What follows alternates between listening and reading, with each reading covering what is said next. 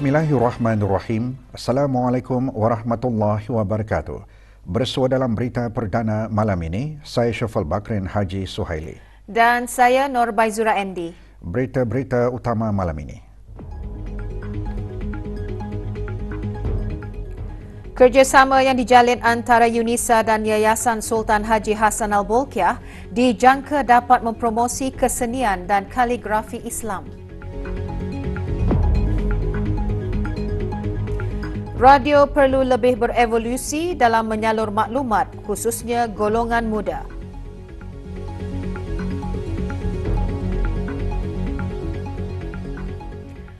Negara Brunei Darussalam dan Emirat Arab Bersatu menandatangani Memorandum Persefahaman MOU dalam pertukaran pengalaman bagi pembangunan dan pemodenan kerajaan ke arah mengukuhkan komitmen dan kerjasama memajukan dan memodernkan perkhidmatan awam kedua-dua buah negara. Perjanjian yang akan mencetuskan perkongsian strategik melalui program pertukaran pengalaman kerajaan GEEP dimeterai pada majlis penandatanganan di Madinah Jumeirah, Dubai, Emirat Arab Bersatu. Menandatangani bagi pihak kerajaan ke bawah Duli Maha Mulia Yang Berhormat Datuk Seri Setia Dr. Haji Muhammad Amin Liu bin Abdullah, Menteri di Jabatan Perdana Menteri dan Menteri Kewangan dan Ekonomi kedua. Manakala menandatangani bagi pihak kerajaan Emirat Arab Bersatu, Tuan Yang Terutama Muhammad Abdullah Al-Gargawi, Menteri Hal Ehwal Kabinet. MOU tersebut antara lain menekankan komitmen antara negara Brunei Darussalam dan Emirat Arab Bersatu dalam kemajuan, pembangunan dan pemodenan kerajaan dan pada masa yang sama turut menggariskan visi bersama dalam memartabatkan tabir urus kerajaan dan mengukuhkan kerjasama antara bangsa. Yang Berhormat Menteri di Jabatan Perdana Menteri dan Menteri Kewangan dan Ekonomi kedua berada di Dubai bagi menghadiri sidang kemuncak kerajaan dunia atau World Government Summit 2024 pada 12 hingga 14 Februari. Universiti Islam Sultan Sharif Ali UNISA dan Yayasan Sultan Haji Hassan Al-Bolkiah menandatangani Memorandum Persefahaman MOU ke arah meningkatkan kerjasama dalam bidang kesenian dan kaligrafi Islam melalui program-program latihan dan bengkel-bengkel. Majlis penandatanganan berlangsung petang tadi di Pusat Pengajian Kesenian dan Kaligrafi Islam Yayasan Sultan Haji Hassan Al-Bolkiah. MOU ditandatangani oleh Dr. Haji Nur Arfan bin Haji Zainal, Rektor UNISA dan Dr. Dayang Nur Imtihan binti Haji Abdul Razak, Setiausaha Tetap Perancangan Guna Tanah dan Alam Sekitar Kementerian Pembangunan selaku pemangku pengarah urusan yayasan. MOU tersebut akan menggalakkan dan mempromosikan kerjasama antaranya penempatan tenaga pengajar dan pelajar dan pertukaran penerbitan. Menyedari kepentingan pembelajaran awal mengenai keselamatan, Institut Pendidikan Teknikal Brunei IBTE dan Syarikat Brunei Shell Petroleum BSP petang tadi melancarkan program pembangunan kecemerlangan inovasi kesihatan keselamatan IBTE atau IBTE Shield di IBTE Kampus Jeffrey Bolkiah, Kuala Belait. Hadir menyampaikan sijil program Anugerah Keselamatan IBTE, Agneta John Sugar Lewis, Pengarah Urusan BSP. Program IBTE Shield diadakan untuk memupung pola pemikiran pelajar mengenai kesihatan, keselamatan dan persekitaran HSE, terutama dalam memenuhi permintaan industri minyak dan gas. Juga dilancarkan pusat pembelajaran baharu yang menjadi platform pembelajaran bagi pelajar untuk memperoleh pengetahuan dan kemahiran mengenai HSE. Turut hadir Dr. Haji Muhammad Zamri bin Haji Sabli, Ketua Pegawai Eksekutif dan Pengarah Pendidikan Teknikal IBTE. Radio terus melalui evolusi dalam menyampaikan maklumat dan penghibur kepada para pendengar. Melihat kepentingan radio kepada masyarakat, Hari Radio Sedunia disambut setiap 13 Februari.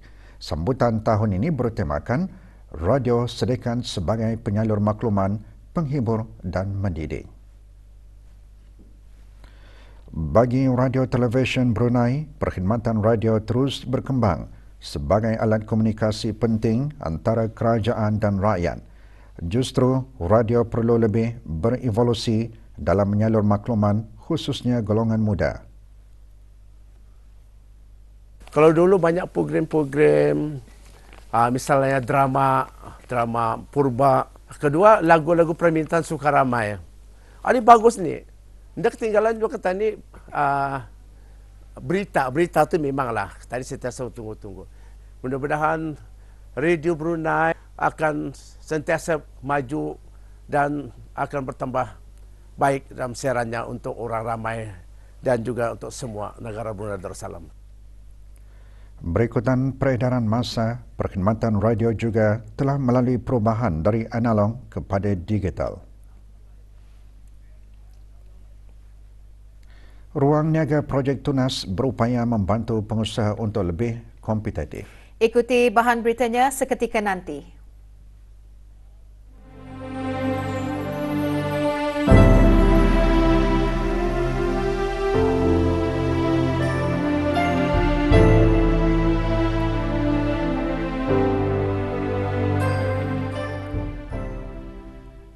Sebahagian besar Auda mungkin sudah mengetahui permainan Lego yang begitu popular sejak dulu lagi. Tetapi apakah antara keistimewaan permainan Lego? Ingin tahu lebih lanjut mengenainya? Rosimah Sulaiman ada laporannya.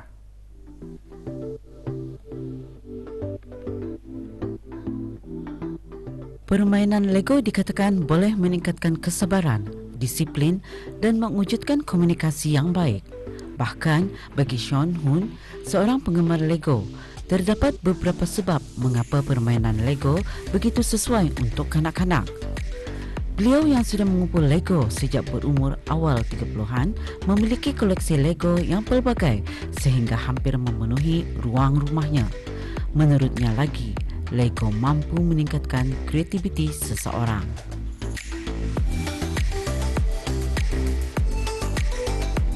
We start assembling Lego, we'll get them to organize, the same parts all together. So it teach them organization skill. And obviously, the second part of it is creativity. You learn to, put different parts together and create something out of nothing. And I think one of the very important part of playing Lego is it teaches you to learn instruction.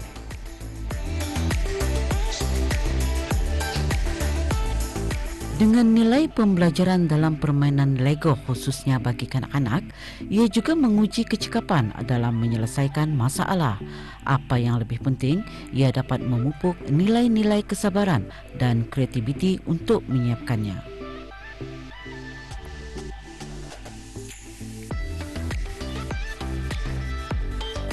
Laporan Rosimah Sulaiman untuk Berita RTV. Ruang niaga projek Tunas berupaya membantu para peserta untuk berkembang maju dan menjadi kompetitif selaku pengusaha perusahaan mikro, kecil dan sederhana PMKS. Diwujudkan oleh Bank Islam Brunei Darussalam BIBD melalui kerjasama dengan Kementerian Hal Ehwal Dalam Negeri, projek Tunas turut berpotensi mencapai matlamat wawasan Brunei 2035 ke arah ekonomi yang padu, dinamik dan progresif serta mampu menyediakan peluang pekerjaan kepada penduduk tempatan. Terletak di Pekan Bangar, daerah Temburong, Ruang Niaga Projek Tunas merupakan platform untuk peserta memperkenalkan dan menjual produk masing-masing. Penyediaan juga membolehkan mereka mempraktikkan latihan yang telah diketengahkan oleh BIBD dalam urus niaga demi mencapai kejayaan. Projek Tunas ini, kalau kata melihat secara overview-nya, ada dua perkara. satu, keinginan masing-masing untuk merubah dan juga untuk menjadi lebih baik tuah. Yang kedua, untuk memastikan misturang ini mempunyai struktur perniagaan yang teratur. Kami mahu melihat mereka ini berkembang bukan saja sebagai small and medium enterprise ni. We wanted to see them menjadi peniaga-peniaga ataupun konsortium-konsortium lebih besar yang dapat memberikan khidmat dan juga menjual produk mereka bukan saja di dalam negara tetapi untuk di luar negara juga. Musabaqah menghafaz Al-Quran beserta pemahamannya peringkat separuh akhir kebangsaan bagi tahun 1445 Hijrah diadakan pagi tadi di Dewan Muzakarah Pusat Persidangan Antarabangsa Brakas. 60 peserta, 28 lelaki dan 32 wanita bertanding dalam 5 kategori selama 3 hari bermula hari ini. Majlis pengumuman keputusan bagi musabaqah tersebut akan berlangsung pada hari Khamis. Musabaqah adalah anjuran Kementerian Hal Ehwal Agama melalui Pusat Pengajian dan Penyebaran Al-Quran MABIMS.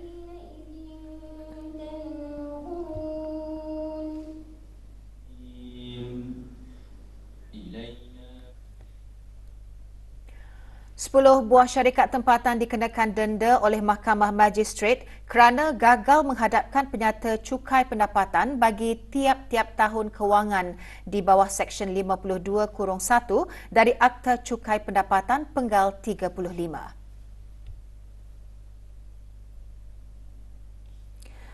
Empat syarikat masing-masing dikenakan denda RM5,000 iaitu Elma General Contractor Sendirian Berhad, Waki Sendirian Berhad, Prosera Tile Sendirian Berhad dan Vestana Jewelry and Fashion Sendirian Berhad. Sementara Infosys Sendirian Berhad dikenakan denda RM4,000. Manakala dua syarikat Altco Jaya Sendirian Berhad dan Sabli Beverages Industries Sendirian Berhad didenda RM3,000, syarikat Mac Brumby Beverage Sendirian Berhad didenda RM2,500, Sunshine School Sendirian Berhad dikenakan RM2,000 dan Haji Uthman Complex Management Sendirian Berhad didenda RM1,000. Bahagian hasil, Kementerian Kewangan dan Ekonomi mengingatkan kepada semua syarikat yang berdaftar di bawah Akta Syarikat Penggal 39 untuk menghadapkan penyata cukai pendapatan masing-masing selewat-lewatnya pada 30 Jun ini bagi tahun taksiran. Jika sabit bersalah kerana gagal menghadapkannya, di samping dikendaki untuk membayar denda yang dikenakan oleh mahkamah, syarikat terbabit juga dikendaki untuk menghadapkan penyata cukai pendapatan yang tertunggak dan membayar cukai pendapatan yang tertunggak serta penalti yang dikenakan iaitu maksimum 17% daripada jumlah cukai yang tertunggak jika ada. Sementara itu, dua buah syarikat dikenakan kompaun berjumlah RM500 kerana melanggar kali kedua peraturan perancangan bandar dan desa komposisi kesalahan 2018. Kompaun dikeluarkan susulan Opkemas yang dijalankan oleh pihak Otoriti Perancang Jabatan Perancang Bandar dan Desa di Mukim Sengkurong hari ini. Dua syarikat berkenaan didapati masih meletakkan, menggunakan, menghalang, mempamerkan barang-barang di kawasan petang letak kenderaan, kawasan kaki lima dan kawasan lanskap di premis perniagaan dan perusahaan tempat syarikat-syarikat berkenaan beroperasi. Tempoh 7 hari diberikan untuk menjelaskan kompaun.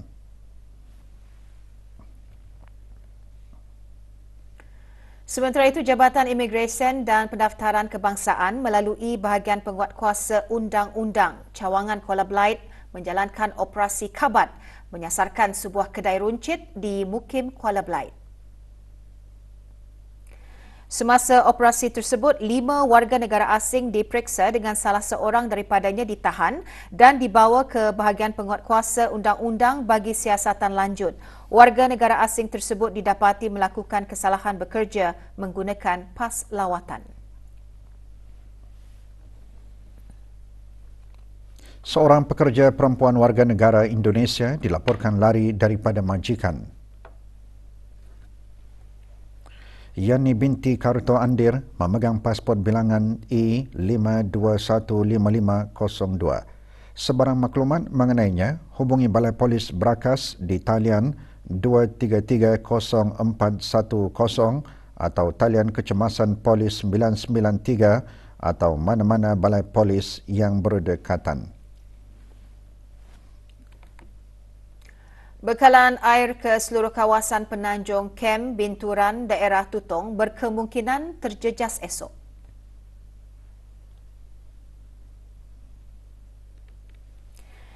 Jabatan Kerja Raya memaklumkan gangguan adalah disebabkan oleh kerja penyucian tangki penanjung Kem Binturan yang akan bermula pukul 8.30 pagi hingga selesai. Bagi permohonan pembekalan air tanker, hubungi talian Darussalam 123.